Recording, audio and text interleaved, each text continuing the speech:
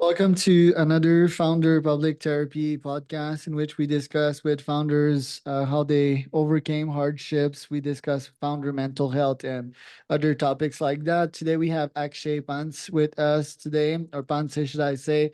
He's co founder at Cloobot Tech Labs in Mumbai, India. This podcast is presented to you by podfire.com. If you want to start or scale your podcast, go to podfire.com. Actually, welcome to the pod. Tell me a bit more about yourself and Cloobot. Yeah, thanks, Charles, for having me here. Quick brief about me. I am a chemical engineer by graduation. Did my MBA in international business. Worked in multiple industries. I was in the manufacturing sector in topmost companies in India. If you have heard of the Tata Group, I was part of Tata Chemicals and ITC Foods. From the manufacturing sector, I moved to services sector in a US based company called Marsh and McLennan, where I was in risk consulting. I did that for a lot of years. Then got a chance to work in a startup. I was managing the India operations for a tech startup in my last role as an employee, and then COVID happened. I think a lot of people got affected by it, and we were all working from home. Got relocated to a very small town, staying with my in-laws. So very curiously, we had gone there for a week, just to be safe in the this thing. And Mumbai was extremely infected with the COVID situation, and then we end up spending 2 years with them in the lockdowns, and that gave me a lot of time to think about life, about what we have been doing, trying to figure out purpose in life, and why should we do what we are doing, and that led to me finding my path to entrepreneurship. And then by the end of second phase, I had a very clear mindset on getting into starting on my own, and then joined my friend to start Cloobot Tech Labs. So that's been my journey so far. So, how did you get the insight that you needed to have your own company and not be employed again?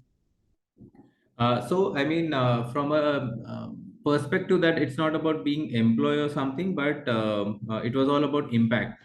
And when you're an employee, you have a very narrow vision of just working and then earning, and then that's basically your way of sustaining yourself. And if you have a passion to what you're doing, then that still makes sense. So it's not like entrepreneurship is the only solution. But from my point of view, I was trying to see if I can create something like a forest rather than maintain a tree. And the forest can basically create that infrastructure to give employment to others, to be of service to others. You can build something which will basically give sustenance to others, and that gave a higher purpose. And so that led me to say that let's start something which can be a bigger thing than myself. Right. And how did you live COVID through isolation? You said you had time to think on a lot of things. Was that like going through walks or meditating?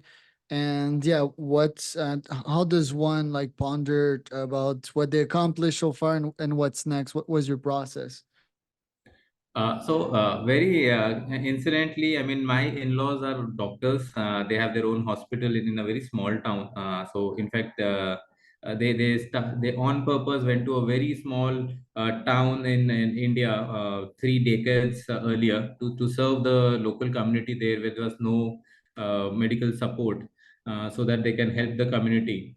And so I was staying in a hospital in midst of COVID. So that was the funny part. And they are a lot into spirituality, so they've been serving a lot of these poor families, and in fact oftentimes not even taking any fees for their services. Sometimes the farmers would bring some kind of pomegranates and vegetables, and they have so much of goodwill created over the past 3 4 decades of social service. So I had always seen the joy they had when they were serving, and that was in fact one of the starting points of me saying that let's do something which should really you should be passionate about, you really enjoy doing. And that was one aspect. The second aspect was they are a lot into spirituality, and it was purely in the sense of service to others, to be of value, and very closely associated with a spiritual guru whom even I came to follow thereafter. So these were certain things which then got into meditation and finding purpose in life, and that's how the whole aspect of starting up on my own came to life. And tell me about the struggle of getting your startup off the ground. I do not have a tech background. I'm a chemical engineer who had been into different industries. So a large part of my life, and basically until I turned 30, there was no direction to what I need to do, what I'm good at. It was just going by the flow, and so everything came very easily to me. I think, which is in a way unfortunate. If you struggle and if you learn, I think that's when it gives you that toughness. And then what basically happened is, uh, so you're not directionless, and you're just going by the flow, you don't know what you end up doing, right? So that happened for the large part of life. I turned a father at 30, so that was my first trigger to try to find direction into what I have to do. And then COVID was just the second trigger to really narrow down to life is a lot more precious, and I need to do something of value. If I'm a chemical engineer who worked in different industries and you don't really have an expertise, very early on realized that I need to get into a tech kind of product, and for that I need a tech founder. And I believe a lot in destiny. So I took up a course about AI, and it was an online course. I started talking to the what is it, the tutors there, and by chance they introduced me to a person who was trying to find a business founder. So I basically became the guy who would take care of growing the business, and then my partner Tejaswin is the guy who's taking care of product. So it was a great marriage which came together. And one of the challenges which you face is that if you're not a subject matter expert and you're not a tech expert, so there's a lot of things which has to be discovered. So that's one very biggest challenge, that you really literally have to go out there and talk to people and try to figure out what are their pain points and how can you help them, and then use technology as a base to do that. It becomes a lot easier when you're a subject matter expert and you know what the pain points are and then actually solve for it. But this discovery process took us 2 years of time, and COVID actually helped a lot in that space. So one classic example is that we didn't know what to build, right? And our idea was to say, okay, how can we create value to the customers? And there's already so much solutions out there in the market. What else will you do? Especially in India, it's a very labor intensive industry. Everybody Labor is very cheap, so technology is always considered as a cost, not as a competitive advantage, unlike US, where everything is driven tech first. So the why I say COVID was a good trigger was that because companies traditionally were people dependent and not process and tech dependent, the lockdowns which the COVID induced led them to have a lot of challenges in managing their business. They were not able to be at the location, have visibility in operations.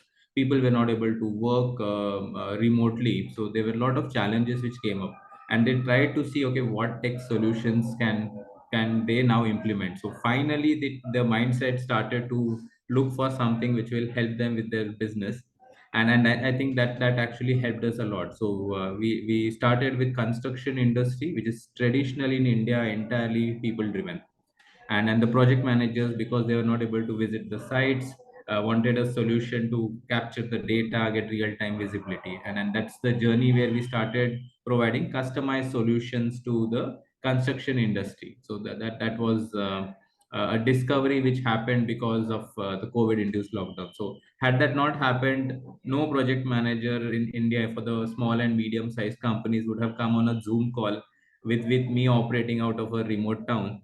and I could meet 200, 300 people during that lockdown period, just to get a exactly great sense of how this industry is, what are their pain points, and how we can add value. And that led to the growth of Cloobot. What about when times were hard where you weren't generating customers and so forth? Like, what is the mental process to get through this? So actually, that was a very big challenge, because we had few employees. We had few. From very early on, we were very clear that we need a very small, frugal team. Because if you don't know what you want to build, you have not identified a pain point, a solution which can be scalable.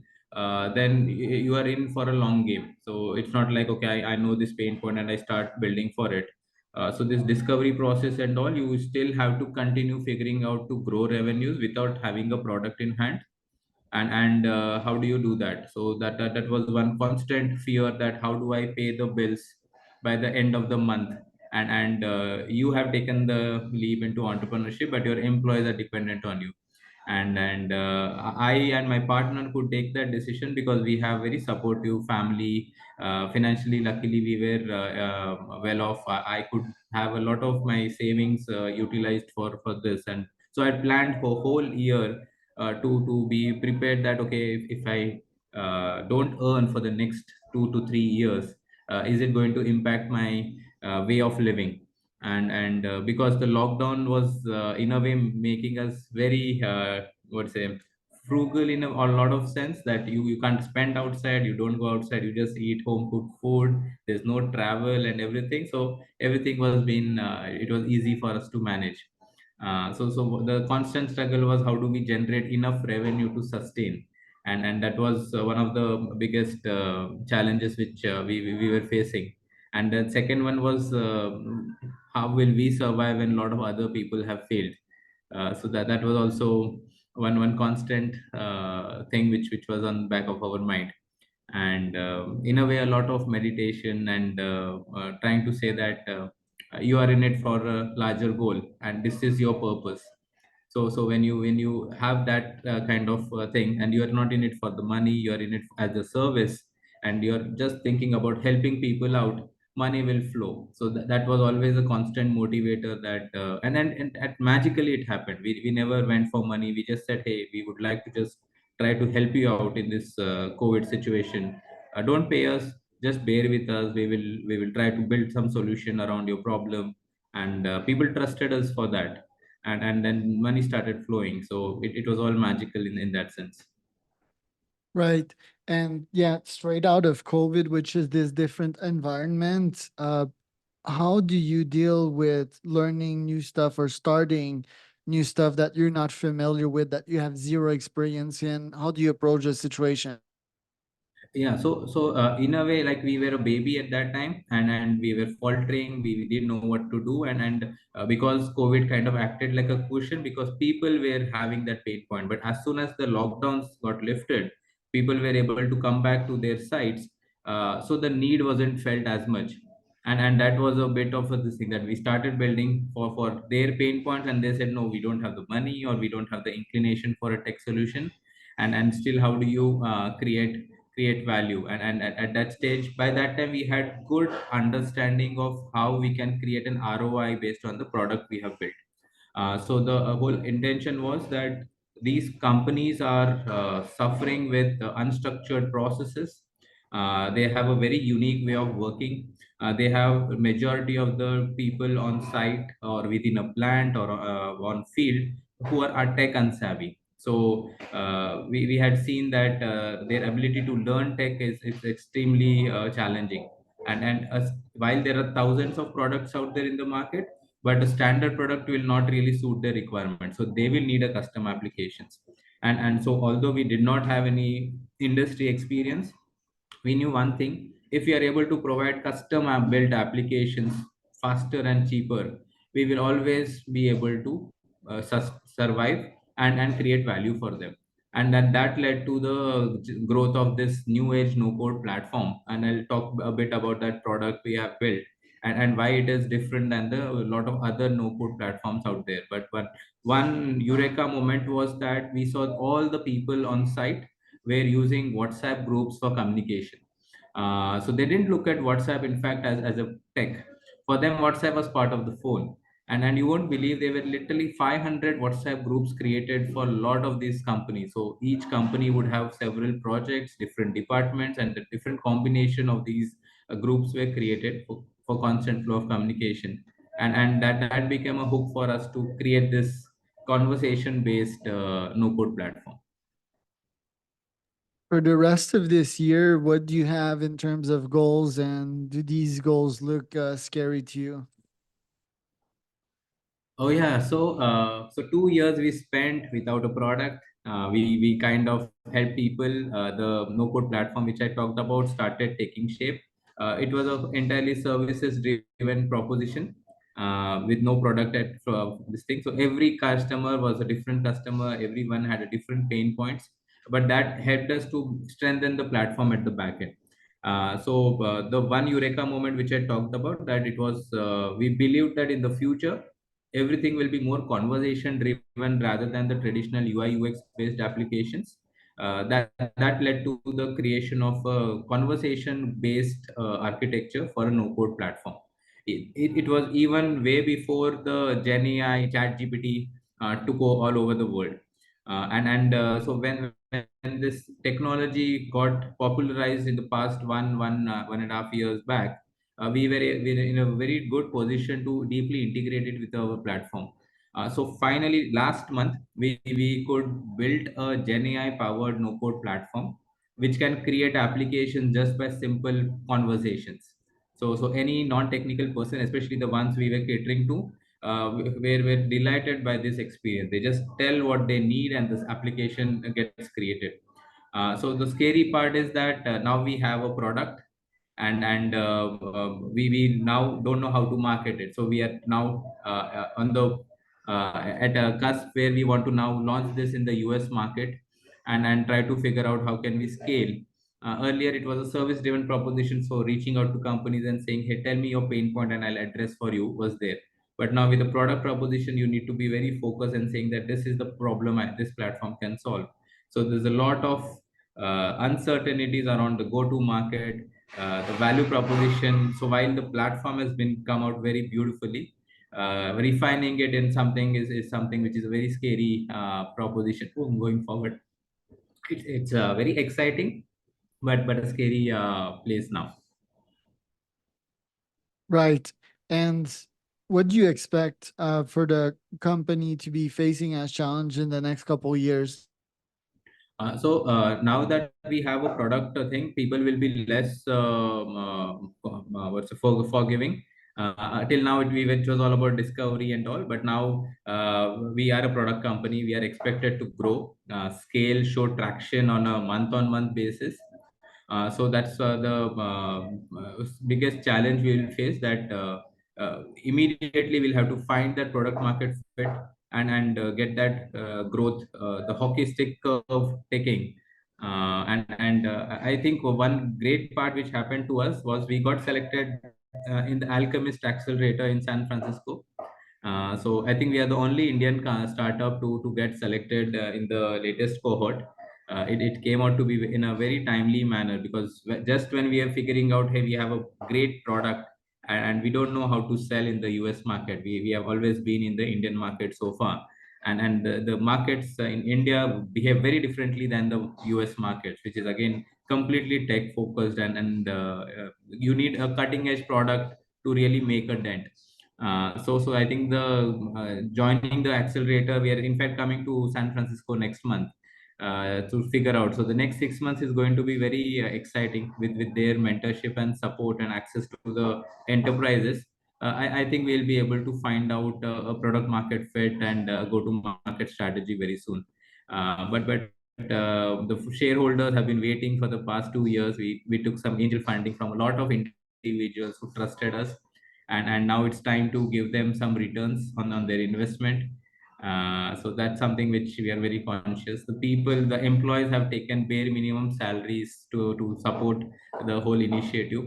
So now everybody has seen that okay, there's light at the end of the tunnel, but everyone is waiting to see Cloobot now grow and make their dreams come to life. Love it. Actually, and where can people follow you on social medias? Sorry, I didn't get you. Where can people find out more about you?